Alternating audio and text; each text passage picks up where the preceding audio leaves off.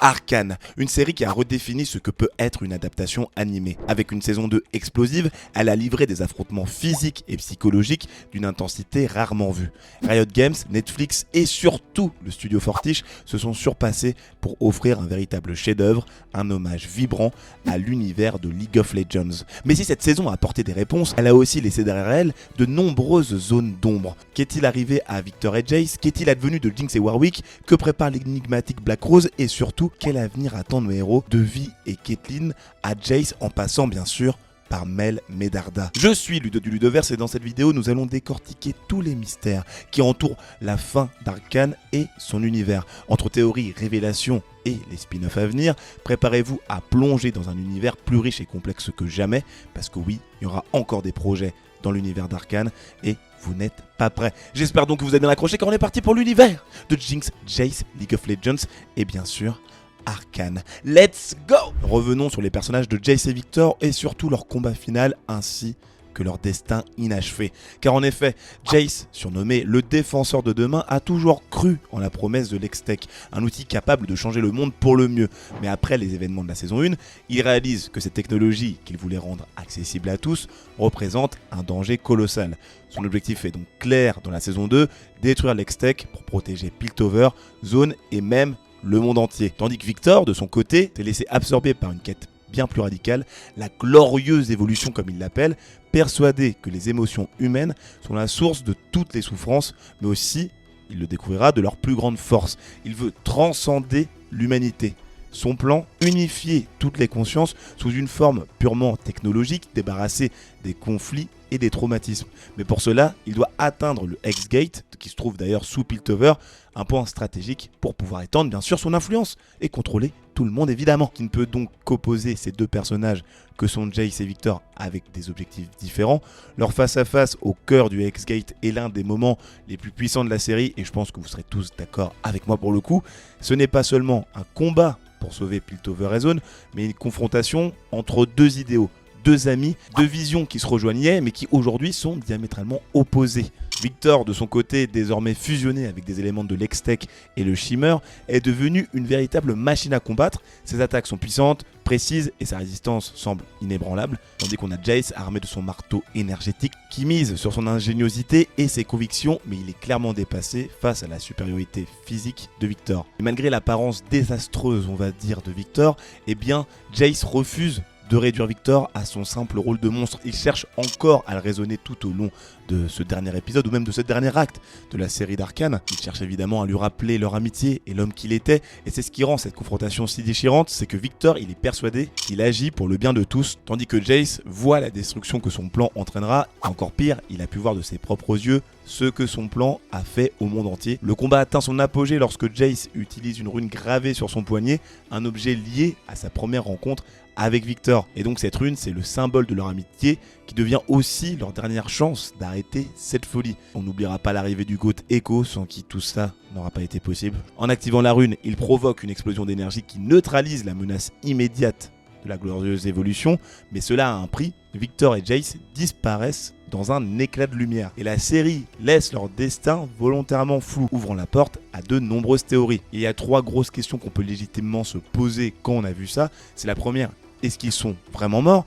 Eh bien, moi j'ai envie de dire que c'est vraiment très peu probable, car ces personnages sont bien trop importants pour être écartés si brutalement. Donc on peut se dire, ça renvoie à la deuxième question, qu'ils ont été enfermés dans un monde d'énergie potentiellement, car la rune pourrait les avoir piégés dans une dimension liée à l'Hextech, un espace entre les réalités où juste il y a de l'énergie accumulée, de la magie ou je ne sais quoi, mais celle qui semble par contre la plus probable, c'est qu'ils ont été téléportés ailleurs. Viktor et Jayce sont absorbés dans la rune, ils sont peut-être justement envoyés autre part, car Arcane nous a bien montré avec les derniers épisodes qu'il y a la présence du multivers et qu'il y a la possibilité de voyager de dimension en dimension potentiellement. Donc il est possible que Jayce et Viktor aient été envoyés dans un autre monde ou une autre timeline, voire été juste tout simplement téléportés dans Runeterra, le monde dans lequel on peut retrouver Zone, Piltover et d'autres régions dont je parlerai un peu plus tard. Donc ouais, moi je reste dans l'optique qu'on n'est pas du tout à l'abri d'un comeback et c'est pas plus mal. Même si la série s'est terminée, leur disparition laisse un vide immense à Piltover et Zone, mais aussi ça laisse un potentiel énorme pour un retour spectaculaire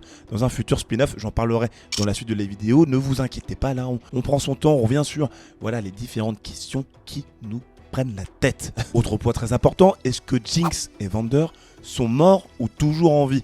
Parce que oui, Jinx, véritable cœur émotionnel d'Arcane, est une énigme jusqu'à la fin. Tourmentée par son passé et sa transformation, elle reste tiraillée entre son amour pour sa sœur Vi et son besoin d'indépendance. Cette dualité atteint son paroxysme comme on l'a vu dans l'affrontement final, où elle affronte Warwick, l'incarnation monstrueuse de Vander, qui représente leur père adoptif, aux côtés de sa très chère sœur Vi. Petit contexte rapide, Warwick, ou plutôt Vander, a été victime des expérimentations de Singed ou Singed, je ne sais jamais comment on le dit, vous me le direz dans les commentaires.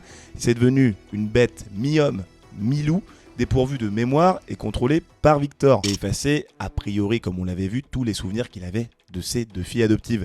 Il ne reconnaît donc ni Jinx ni Vi et agit sous l'impulsion de son instinct bestial et des manipulations de Victor à la fin de la série. Donc, dans un combat épique, Jinx et Vi s'allient pour tenter de stopper Warwick, mais face à cette force brute, elle peine à tenir le choc. Alors que Warwick s'apprête à porter un coup fatal à Vi, Jinx s'interpose et déclenche une bombe Hextech, provoquant une explosion massive. La dernière image qu'on a, c'est Jinx et Warwick qui tombent dans le vide. Vi, quant à elle, elle est témoin de la scène, elle les voit tomber et s'effondre en larmes, croyant sa sœur morte et son père adoptif également. Car oui, Jinx a déclenché une bombe et on la voit exploser. Pourtant, aucun corps n'est retrouvé, laissant planer un doute sur leur sort. Car oui, plusieurs éléments suggèrent que Jinx pourrait avoir survécu et on a envie de dire que c'est quasi sûr. Pourquoi? Parce que d'une, aucun corps n'a été retrouvé. La règle d'or des récits épiques est simple, pas de corps, pas de mort confirmée, et ça paraît évident pour le coup. Deuxième point, une potentielle évasion est arrivée, parce que oui, bien que Jinx était en train de tomber, elle aurait pu utiliser les structures environnantes pour échapper à l'explosion. Sachant qu'on le rappelle, avec le shimmer, elle peut se déplacer super vite. On voit même lors de l'explosion un petit filet de couleur violet qui peut être un des déplacements de Jinx pour pouvoir s'échapper. La série montre subtilement des voies de sortie possibles lors de leur chute. Et c'est justement Caitlyn qui analyse l'endroit où se trouvait Jinx et Vi. Donc on peut se dire qu'elle est encore là. Et bien sûr, le troisième point, c'est qu'elle cherchait Jinx à briser le cycle. Alors oui, dans un moment introspectif, lorsqu'elle est en prison, vous vous en rappelez, Jinx est confrontée à une vision métaphorique de Silco qui lui dit que pour briser le cycle de violence, elle doit partir. Mais ça peut vouloir dire plein de choses. La première, c'est juste qu'elle a besoin de se sacrifier et de mourir pour que sa sœur puisse enfin être en paix et que Zone et Piltover puissent enfin être calmés. Car oui, un sacrifice pourrait être une étape symbolique pour sa libération et sa rédemption, mais c'est surtout qu'elle a juste besoin de partir et de se laisser passer pour morte pour que justement, elle mette fin au cycle d'une manière un peu moins trash que de mettre fin à ses jours ou que de se sacrifier, parce qu'à chaque fois que Jinx elle est en contact avec des gens qui lui sont proches, il lui arrive toujours des galères. C'est pour ça qu'on dit qu'elle est maudite finalement, et donc en partant elle brise le cycle et là on boucle la boucle. Fin de la série, c'est magnifique. Donc moi je pense que c'est quand même assez carré. Et enfin, ce qui nous laisse penser qu'elle n'est pas morte, c'est qu'il y a des rumeurs provenant de scoopers fiables, notamment My Time to Shine Halo, et qui laissent entendre que Jinx sera présente dans un futur projet de l'univers League of Legends. Donc on n'a pas fini d'entendre parler de la petite Jinx. Et tandis que Warwick, parce qu'il est quand même important, on l'oublie aussi, mais sa survie semble quasiment certaine. Pourquoi? Parce que sa transformation lui a conféré une régénération surhumaine et une résistance extrême. Même une bombe Hextech, aussi puissante soit-elle, semble insuffisante pour pouvoir le tuer définitivement. Et on l'a bien vu avant même qu'il ait les boosts de Victor, à chaque fois qu'il se prenait des coups, qu'on lui arrachait la tête et tout, le mec il revenait dans sa forme normale. Donc on peut se dire qu'il est toujours là et pourrait aussi devenir un antagoniste ou un allié bien plus complexe qu'il n'y paraît dans un futur spin-off de l'univers League of Legends. Et en plus, le retour potentiel de Jinx ouvre la porte à de nouvelles intrigues très intéressantes. Si elle revient, ça pourrait être dans un rôle radicalement différent, libéré de son passé et cherchant une nouvelle voie. Tandis que Warwick, s'il revient un jour, il pourrait retrouver des fragments de sa mémoire, devenir un acteur clé dans la réconciliation entre Zone et Piltover, ou même se lancer dans une quête pour se racheter. Tellement de possibilités les guys, tellement de possibilités. Et attention d'ailleurs les fans d'Arcane, parce que si vous cherchez un produit qui apporte autant de passion et de feu que Jinx elle-même, il y a le savon Fuego Loco de Onae qui est en promo ce vendredi seulement. Donc foncez car c'est une édition limitée à seulement 5€ au lieu de 7,90€. C'est le partenaire de la chaîne, c'est pour ça que je vous en parle. Et en plus, surtout, c'est un produit qui est fou parce que c'est un concentré d'intensité. Un parfum audacieux et épicé avec des notes de piment, citronnelle et basilic, combiné à une exfoliation parfaite grâce au piment de Cayenne. Oui, messieurs, dames, ce savon, si je pouvais le décrire simplement, c'est un peu comme un duel entre Piltover et Zone, explosif et inoubliable. Profitez donc avec mon code Ludoverse de moins 10% cumulé avec ces promos de ouf pour encore plus d'économie. Et d'ailleurs pour Vi et Caitlyn, elles ont encore beaucoup de choses à accomplir. Parce que oui, elles survivent aux événements tragiques et chaotiques de la fin de la saison 2, mais leur avenir reste quand même, d'une certaine manière, incertain. En effet, leur relation marquée par la tension et la solidarité se renforce considérablement au cours des derniers épisodes. Malgré les épreuves qu'elles ont traversées, elles sortent unies, mais profondément marquées. Notamment Caitlyn qui perd un œil lors de son combat légendaire contre Ambessa Medarda. La conclusion de leur arc ne montre pas explicitement un départ de Piltover ou Zone. Cependant, leur conversation finale laisse entrevoir la possibilité qu'elle puisse quitter ces villes pour relever de nouveaux défis ailleurs. Et cette idée, elle est d'ailleurs renforcée par le fait que Caitlyn demande à Vi si elle est toujours prête à se battre. Et Vi, fidèle à son caractère, répond avec une métaphore puissante « Je suis la saleté sous tes ongles, Cupcake. Rien ne pourra me retirer d'ici. » Donc, qu'est-ce qu'elle pourrait faire ensuite, après les événements d'Arcane ? Il y a encore une fois plusieurs possibilités qui s'offrent à ce couple qu'on attendait de voir se former depuis le début de la série.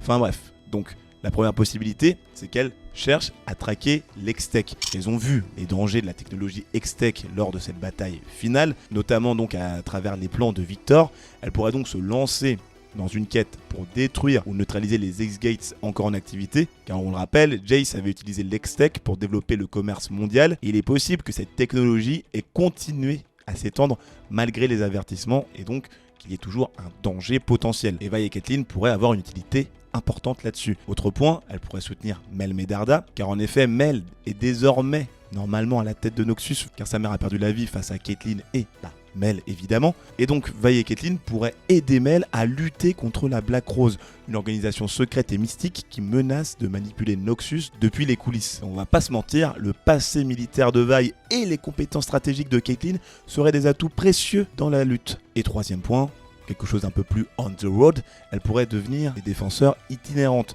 Vi et Caitlyn pourraient donc quitter Piltover et Zone pour parcourir d'autres régions de Runeterra, affrontant des menaces locales et apportant leur aide aux opprimés. Ce scénario permettrait de les lier à d'autres personnages de l'univers de League of Legends, tout en explorant leurs relations personnelles, encore une fois, mais en les mettant bien sûr en personnages secondaires. Et même voir potentiellement Vi et Caitlyn qui intègrent un groupe de champions de différentes régions unissant leurs forces pour affronter des menaces globales, ça pourrait être aussi intéressant. Je vous tease un petit truc pour la suite de la vidéo, vous inquiétez pas parce que ça va être très cool comme point à analyser. Mais ce qui va nous intéresser vraiment énormément dans cette vidéo, c'est les nouveaux projets dans l'univers de League of Legends, qui est un monde en pleine expansion. Car oui, avec la fin de la saison 2 d'Arcane, une chose est certaine, l'histoire de Vi, Jinx, Jace et les autres personnages, mais cet univers est loin d'avoir révélé tous ses secrets. Riot Games et le studio Fortiche ne comptent pas s'arrêter là. Bien au contraire, ils ont annoncé plusieurs nouveaux projets dans l'univers League of Legends, promettant d'explorer davantage de régions, de personnages et d'histoires. Christian Linky, co-créateur d'Arcane, a déclaré que la série n'était qu'un premier pas. Des projets supplémentaires sont en cours de développement, chacun offrant un regard inédit sur cet univers foisonnant. Et il semblerait qu'il y ait 3 nouvelles séries qui ont été confirmées, ou du moins qu'il y ait 3 endroits qui vont être explorés. Il y a donc été dit qu'ils allaient explorer la région de Noxus. Noxus qui, je le rappelle, est un royaume expansionniste et brutal, une région emblématique de League of Legends. La série pourrait alors explorer les intrigues politiques et les conflits internes de cet empire. Et on le rappelle, avec Mel Medarda prenant la place de sa mère à la tête de Noxus, le conflit contre la Black Rose, cabale mystique manipulant Noxus depuis l'ombre, pourrait être au centre de l'intrigue de cette fameuse série. Elle pourrait aussi permettre d'introduire des personnages légendaires qui agissent dans cette région, comme Swain, le dirigeant militaire manipulateur, ou le Blanc, la sorcière iconique de la Black Rose. La région de Ionia est aussi dans les cartons, car oui, Ionia est une région mystique, riche en spiritualité et en arts martiaux. Elle est connue pour sa beauté naturelle et ses luttes contre les invasions noxiennes. Ce projet pourrait donc permettre d'introduire des personnages célèbres comme Irelia, Karma ou Z, le maître de l'ombre, tout en explorant les tensions entre les adeptes de la magie spirituelle et ceux qui prônent une technologie plus moderne. Et puis la dernière série devrait être centrée sur Demacia. Demacia qui est une région où la magie est strictement interdite. Ce royaume valorise la chevalerie et la loyauté, mais son régime oppressif pourrait être mis en lumière. Les fans pourraient voir des héros comme Garen, Lux ou Jarvan IV, tout en découvrant les secrets sombres de ce royaume en apparence idéaliste. Les nouvelles séries s'inscriront donc dans l'univers d'Arcane et dans ce qui semble devenir un univers partagé, explorant donc les conséquences potentielles des événements de Piltover et Zone. Car oui, il est fort probable que des personnages de Arcane puissent apparaître dans ces fameuses séries. Mel Medarda et son rôle à Noxus, ainsi que ses nouveaux pouvoirs liés à la Black Rose et sa mission de contrer cette organisation pourraient être au cœur de l'intrigue. Jace et Victor, leur sort pourrait être abordé dans un spin-off sur l'évolution technologique, notamment dans d'autres régions ou dans d'autres univers. Pour Caitlyn et Vi, quand leur histoire semble conclue, elle pourrait réapparaître comme mentor ou intervenante dans ces nouveaux récits. Et moi, ce qui me hype de fou par rapport à ça, c'est qu'on pourrait être sur quelque chose, sur un modèle qui soit inspiré des Avengers, parce que oui, l'univers de League of Legends semble préparer un rassemblement épique de champions, un peu à la manière des Avengers du Marvel Cinematic Universe. Car dans l'univers de League of Legends, il y a des menaces globales qui sont présentes donc dans le jeu vidéo et même dans le lore de base. Il y a différents endroits et différentes factions qui pourraient avoir une importance énorme et représenter un danger inévitable, comme le Void, une dimension cauchemardesque peuplée de monstres cherchant à envahir Runeterra, les Shadow Isles, une terre maudite abritant des entités comme Thresh, capables de semer le chaos, ou même le retour de Shurima, l'ancienne civilisation qui pourrait ressurgir pour bouleverser l'équilibre de Runeterra. Ces dangers pourraient nécessiter l'union de champions des différentes régions, créant une dynamique inédite et promettant des récits encore plus vastes et captivants. Avoir les Avengers de League of Legends, moi je dis oui, let's go. Et c'est fou parce que vraiment avec ces projets, Riot Games et le studio Fortiche, s'ils sont encore là pour les prochains projets, ont l'opportunité en fait d'étendre leur univers tout en restant fidèles à la profondeur émotionnelle, à l'esthétique unique qui font le succès d'Arcane. Les fans peuvent s'attendre à une immersion encore plus grande dans les mystères et la complexité de l'immense Runeterra. Et si ces nouvelles séries respectent le niveau de qualité et de narration d'Arcane, elles pourraient bien révolutionner encore une fois l'animation et l'adaptation de jeux vidéo. Prenez votre temps les guys, Fortiche et Riot, on est prêt à attendre. Car si le résultat il est aussi exceptionnel qu'à vos débuts, eh bien on sera aux anges, évidemment, évidemment. Et puis quitte à voir des personnages qu'on a suivis depuis des années tout perdre pour nous choquer à mort, un peu comme ce qui est arrivé à Hulk, et ben moi je signe direct. Et d'ailleurs j'en parle juste ici dans la vidéo qui était juste là, c'était de du Ludoverse. Je vous dis à la prochaine, abonne-toi, lâche un like, ça